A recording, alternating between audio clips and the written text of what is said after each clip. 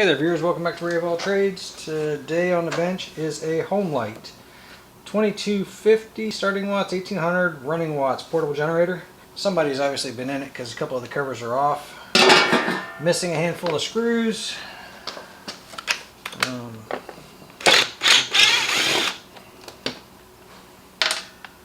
Just take a peek and see what we're after here. What we've got, not what we're after. Catch back there. There we go. Let's get these little covers out of the way, just so I can see what's going on. I haven't done anything to it, obviously. So I see that the gas is in the on position. It's missing a foot down here.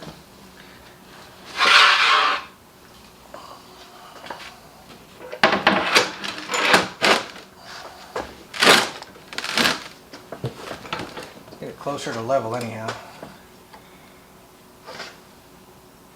It's got oil. I know nothing about this. Whoa. I know that it's got terrible gasoline in it. Yeah, that's bad. That's really bad. Let's go ahead and shut the gas off. We're going to end up draining it out.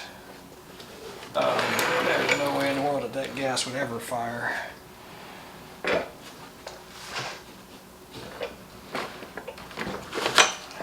Let's see if the... It's kind of weird.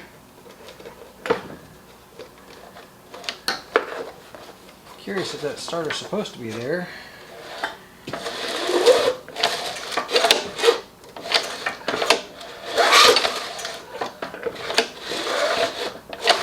Feels like it has some compression.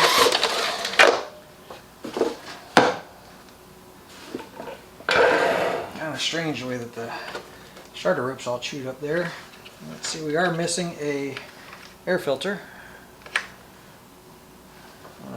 So I'm looking straight at the carburetor right now. I'm guessing this cover back here is the one that was laying beside it. Let's pull that spark plug.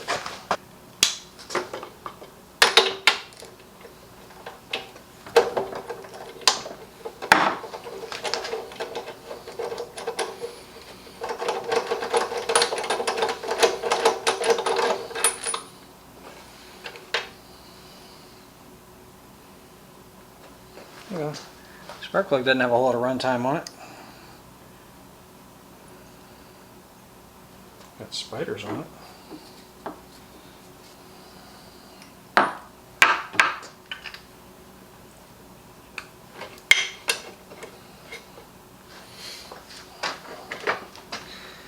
Turn on off switch this thing. Gotta be. Let's see. On. Marche encendido, engine motor off. Wow, multiple languages. It's in the on position, and I don't see any switches over here. Let's just see if this thing's got a spark.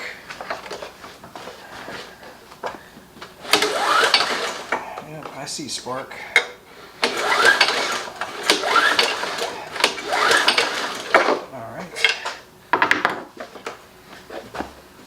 Top of the piston. Let's do a quick compression test while we're here, since it's handy.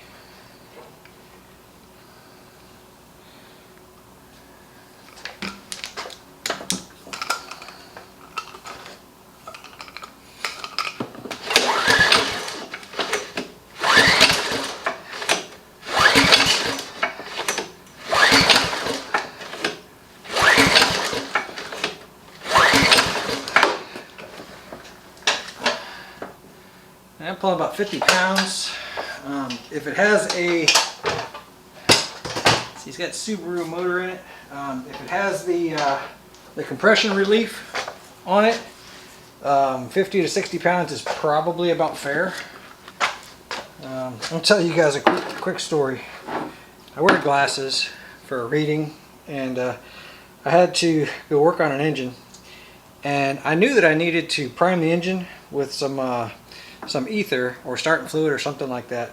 So what did I do? I grabbed some brake clean, which historically you can use that as a starting fluid, and I sprayed it and sprayed it. I pulled the spark plugs out because it wasn't firing. I did all kinds of things. I finally went and got my glasses, and I looked at the can, and I didn't even realize that I had bought the non-flammable can. And yeah, it was about 20 minutes of smacking my head. Just one of those things, right? So, but yeah, if you're ever going to do that, make sure that it's at least a flammable style. So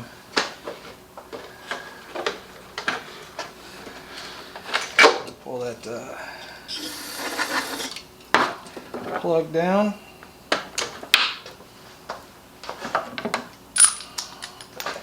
See if we can get it to pop off.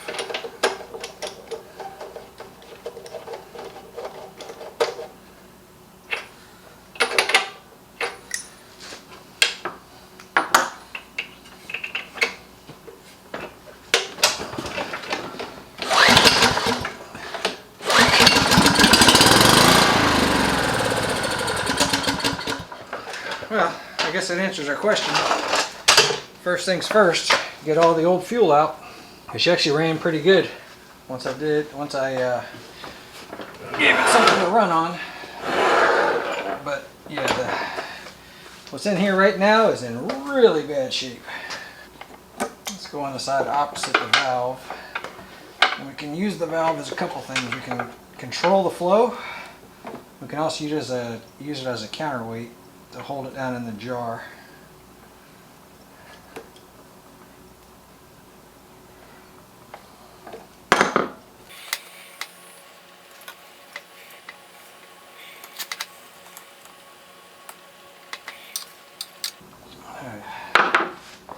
Let's go and get a new fuel line. It's just really stuck on there really well.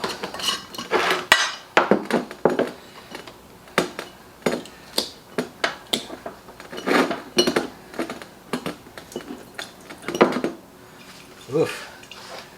Some bad looking stuff. I don't know if you guys can see that or not.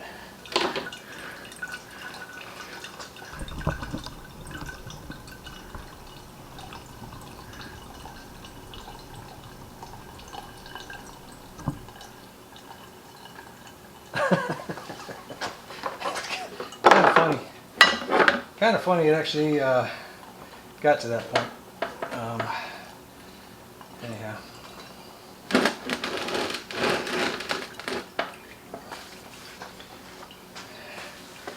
I'm probably going to have to, well no, I guess the tank does have a low spot right about here, so we'll shake it back and forth once it's it's so funny looking. It even has a separated area.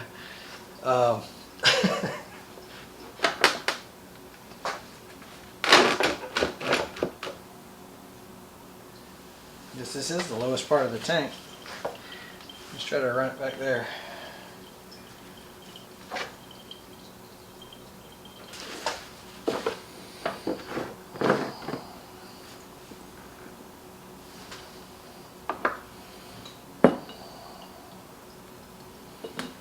Shut that off.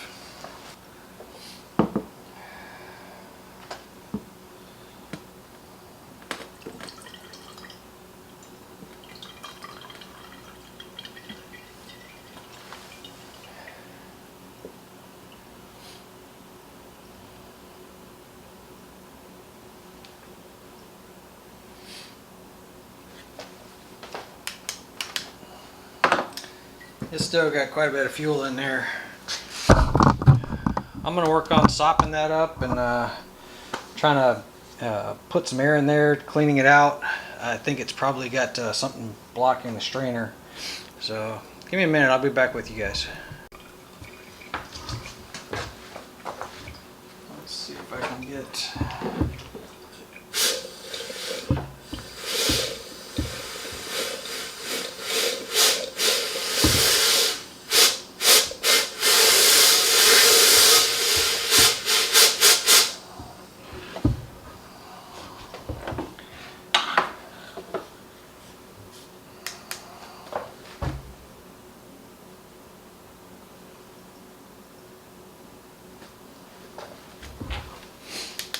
it's got water and varnish and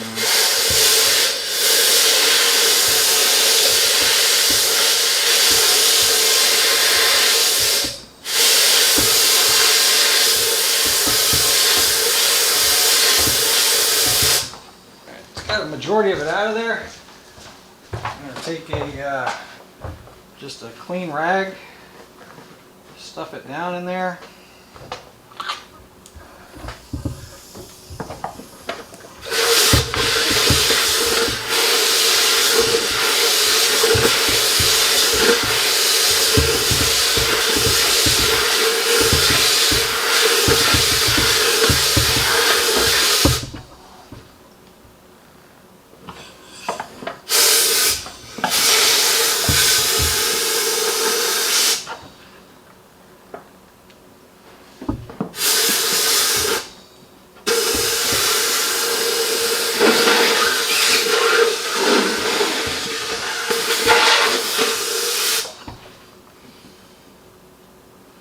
Okay. I just blew it around in circles until the rag showed up in view. And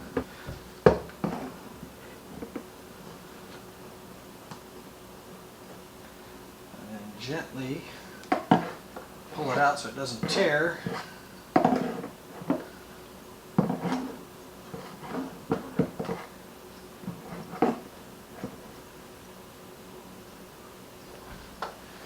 Make sure you have all your pieces. Yep. Looks good. It smells terrible, but looks good.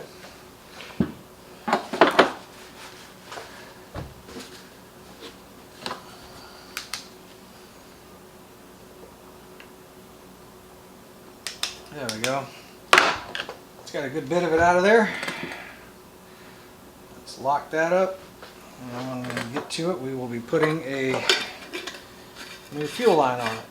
So, how you like that?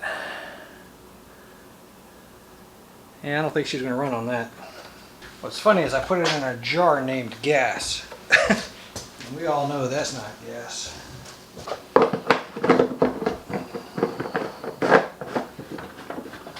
if you've watched my channel long enough, you know what the next thing I'm getting ready to do is. So, let's get it out of there. I wonder if I can get that carb out without taking that cover off. That would be really awesome if I could. No, doesn't look like it. I have a bolt back behind there.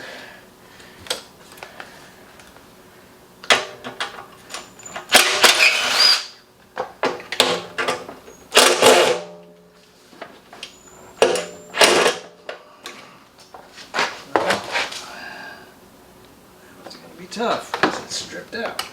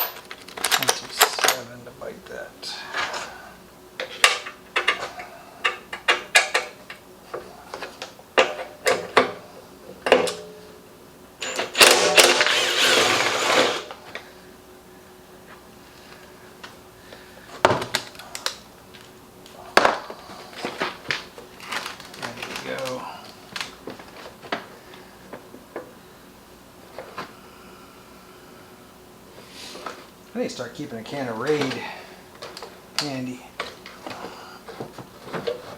That's where all these bugs that end up in here. See now?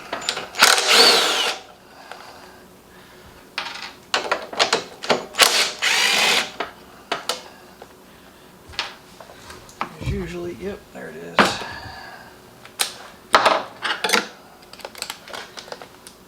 At least one down here on the bottom.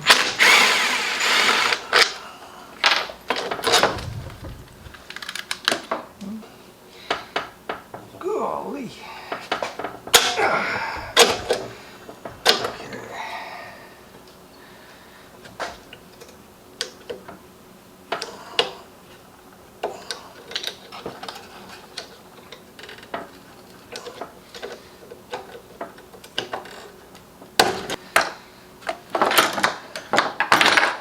thing I have my glasses on. That stuff came out of there quick. Let's get the spring off of there.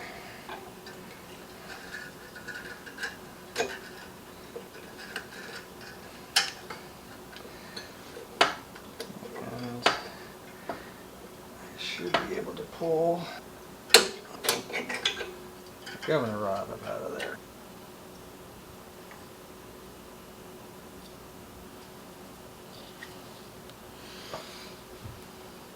So that gasket back there is torn.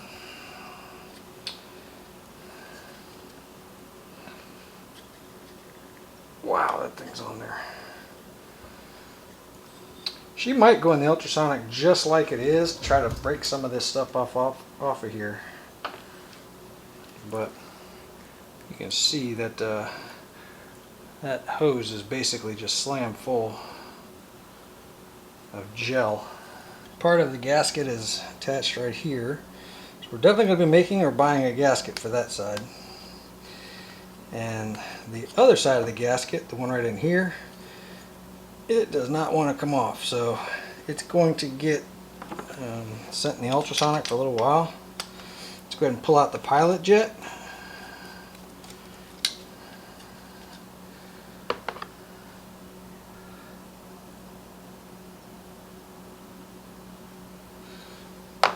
Actually, it looks pretty clean, but I guarantee it's plugged. So let's get the bowl off the bottom.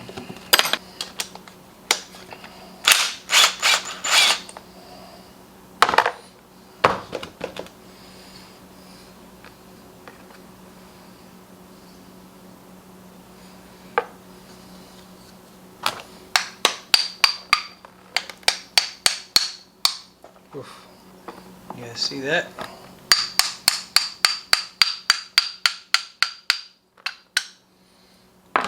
There's a chance this card may not be salvageable.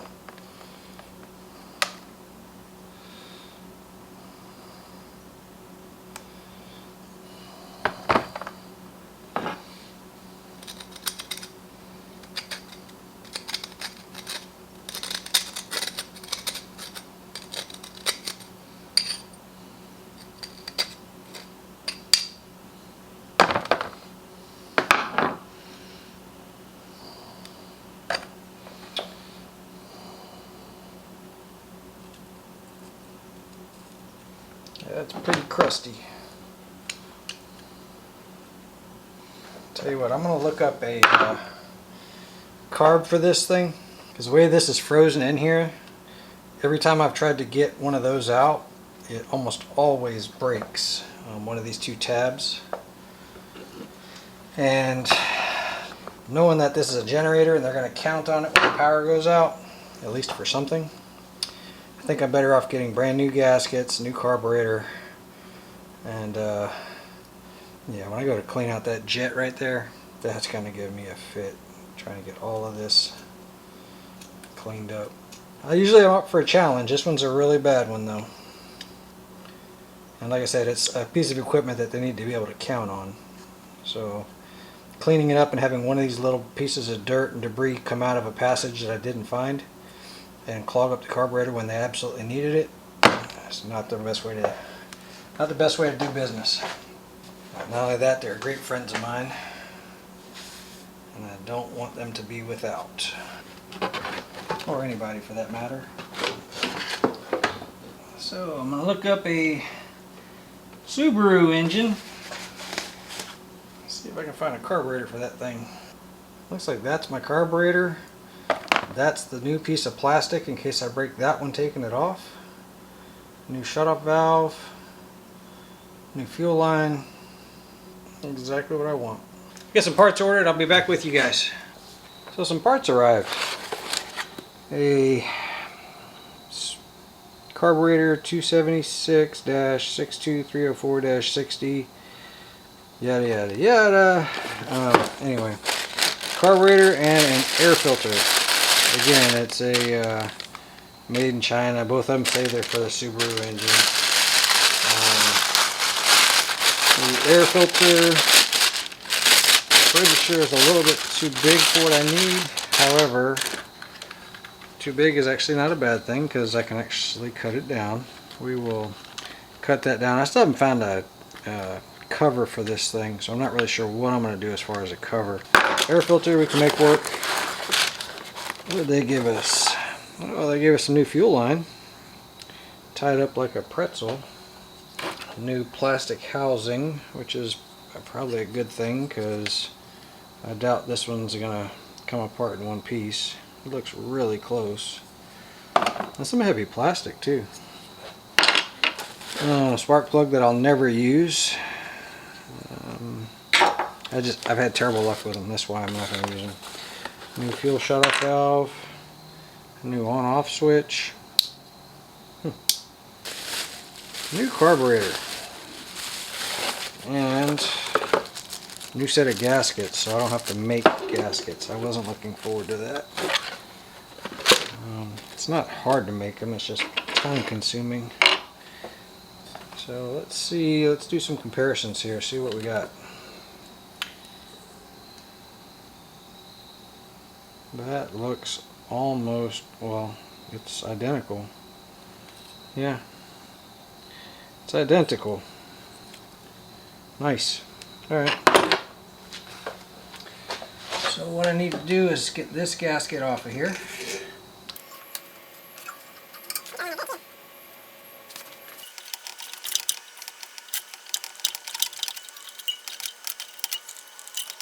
So that gasket goes right there. Because I was scraping on this and a small scratch could cause an air leak, let's just put a thin coat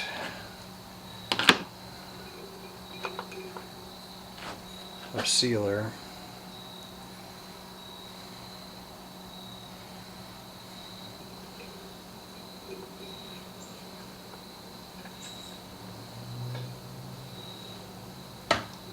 Alright, so that took care of that the imperfections over there. Let's get this on. We should be able to figure this one out. That hole should line up with this channel here, so I'm assuming that this goes on like that. Looks pretty good. And then guaranteed that this is the choke, so this obviously faces out, but this also matches up with those holes right there. So let's get that on. Before I get carried away, I need to get the governor arm in and get the spring attached.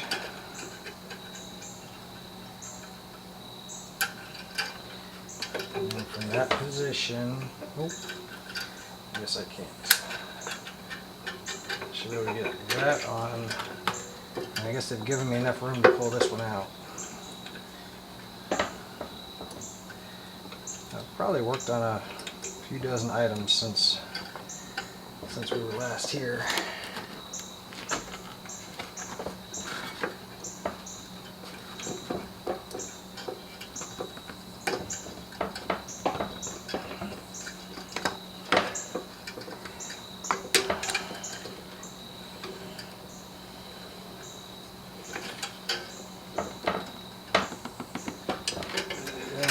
I've just kind of flexed this up.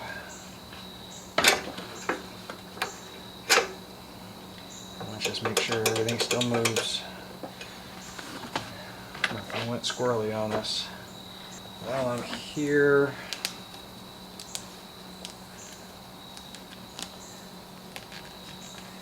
and have access to the clamps, let's go ahead and get this side, this fuel line on.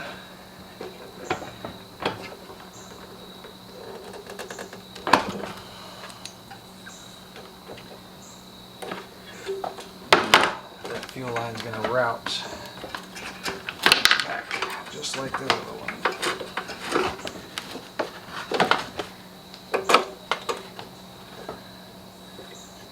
So far, it's looking so good. Let's get this in place. This gasket on this side, not that critical. This is not metered. The biggest thing on this side would be filtered air, which is why they don't usually give you one in a kit.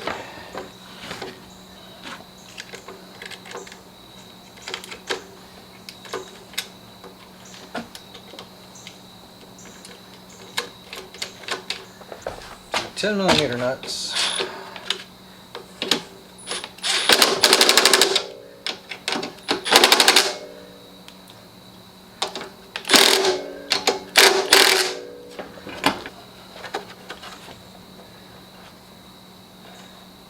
So it looks like they got 2 tie wraps holding the fuel line.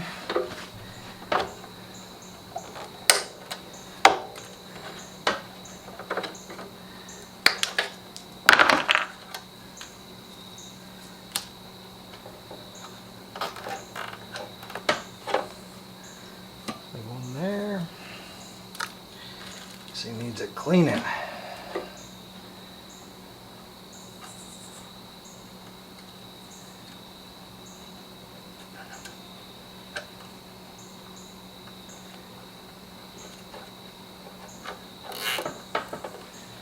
There. Let's see. Alright. These wires go to that kill switch. So let's take this up to the fuel shutoff valve. A few sizes. Let's see which one is close. Too loose. That might work.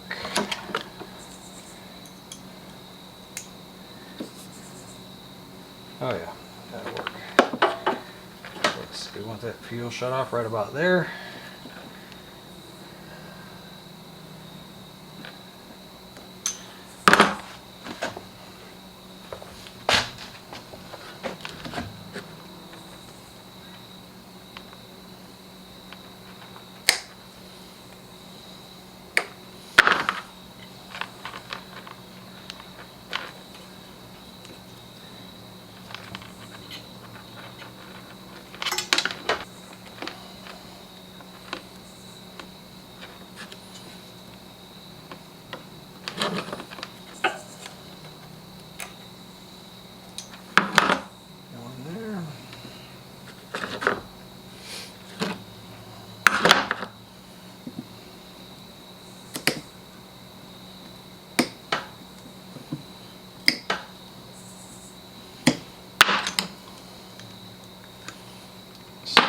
Clamp.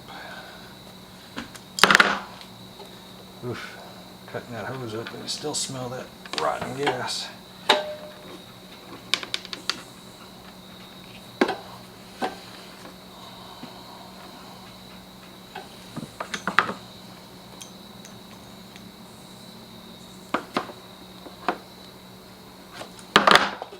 And looks like this hose is about that much too long.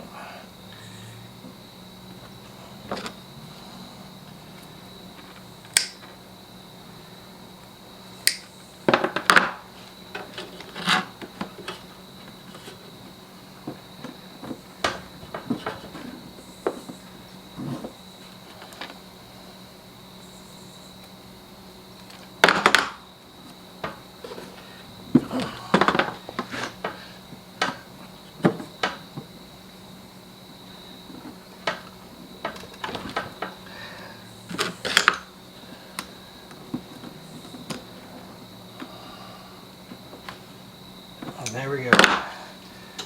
So that gets rid of all those. That's probably the hose clamp I was looking for.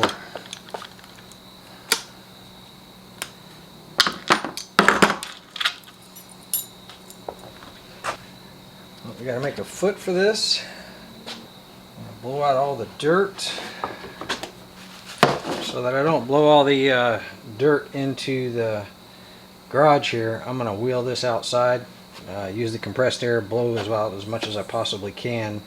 Some of this rusted stuff's obviously not going to come clean, but try to get some of the dirt and stuff off of it. And then we'll come back and I'm gonna try to find a foot for it so that I can make it balanced. I think I'm missing 2 feet actually. So I'll find a way to make it level. We'll give this thing a try, see if we can fire it up.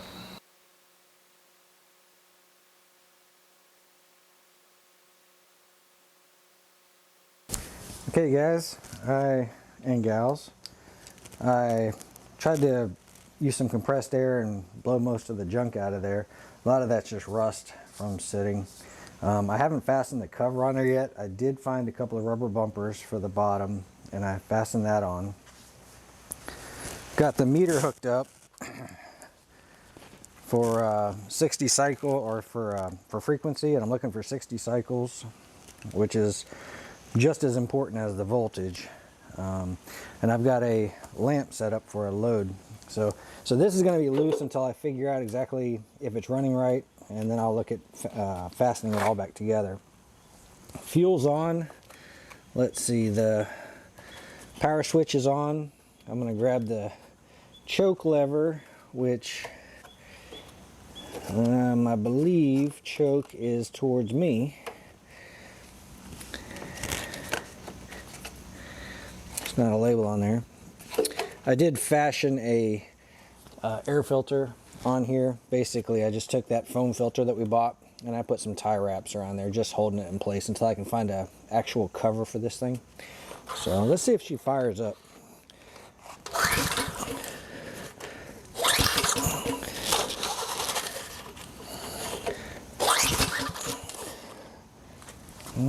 Let's move the choke lever back the other direction and see if that's it.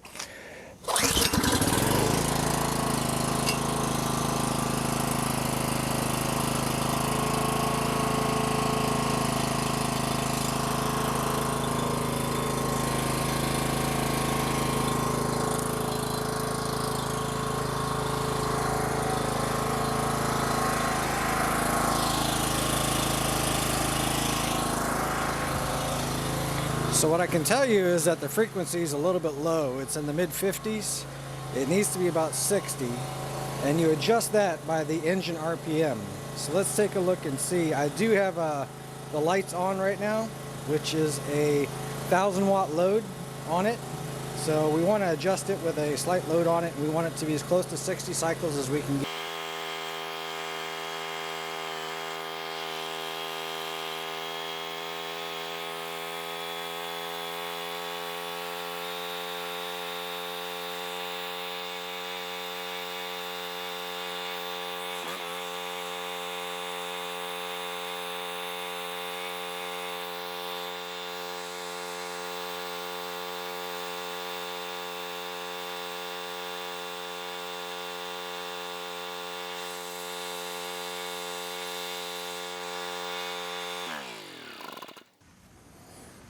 All right, so I had to find a happy medium between the voltage and the frequency. So 58, almost 59 hertz, and it was pushing about 125 volts, something like that. So I was getting a little bit high on my voltage and a little bit low on my frequency, so I found the happy medium. Ideally, you're looking for 120 and 60 hertz. So far, I'm happy with the way it was running. I was adjusting that screw right there, and then you lock it back down when you're done. The speed of the motor, you can kind of hear it by ear after a while. It sounded like it was running a little bit slow, and the meter proved it. Ideally, you want to strip the load whenever you're firing something like that up. I am trying to test this thing though. So let's turn it back on and see how it does for a warm start. So it looks like off, the choke off is this direction, choke on was that direction.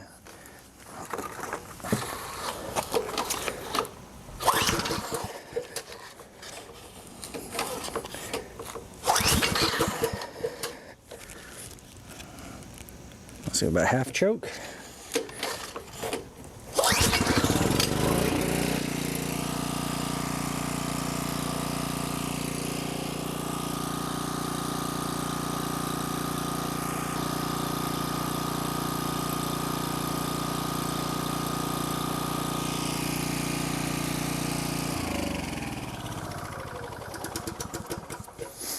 All right, let's button this thing up. I'm happy with the way it runs.